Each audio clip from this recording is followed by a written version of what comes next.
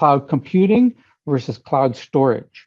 These are we just talked about Dropbox, iCloud, Google Drive. You can store information there, and it's very valuable, right? Because if, for example, you're storing all your information there, and let's say tomorrow your your computer dies, you spill coffee on it and you can't access your files anymore, wouldn't it be great to have all of those files somewhere that's secure, that you can access it with a new computer? And that's what cloud storage does for you, and it's a very powerful service. But that's only really the tip of the iceberg.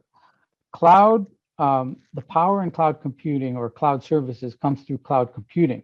So if you take that same kind of thinking, but extend it a little bit more and say, hey, now not only do I want to store information in the cloud, but I want to be able to run software in the cloud as a company. So those companies are providing you cloud services.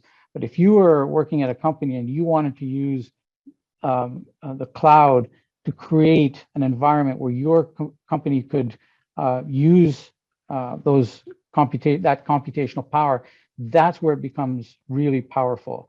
That's where you can start using we'll talk about elasticity, we'll talk about scaling, we'll talk about all the properties of the cloud, and you can start to use all of the benefits of the cloud to your advantage. You don't have to go out anymore and purchase software or purchase hardware, install it. It's ready to go. It's there, and you've got various different types of compute power you can use. If you need something small, if you need something big.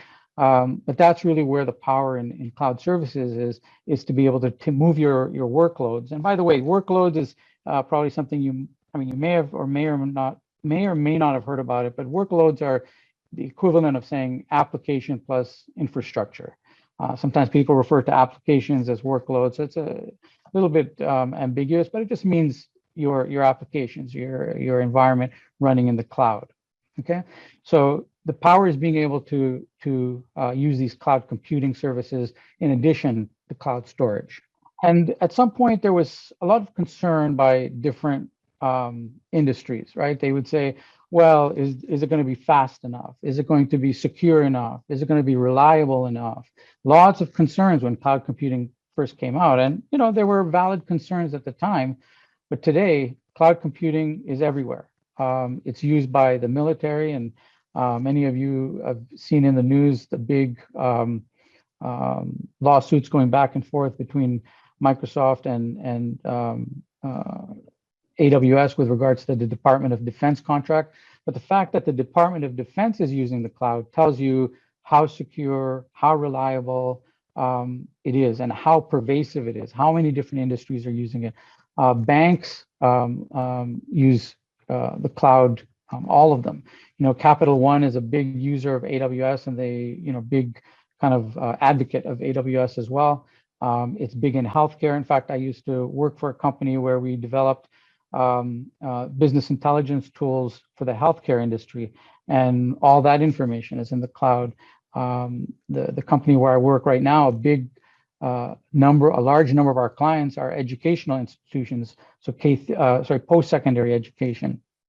So, all of the concerns over the years have been addressed by the cloud providers, everything from security to reliability to, anything that they were worried about. And so you're starting to see cloud appear more and more.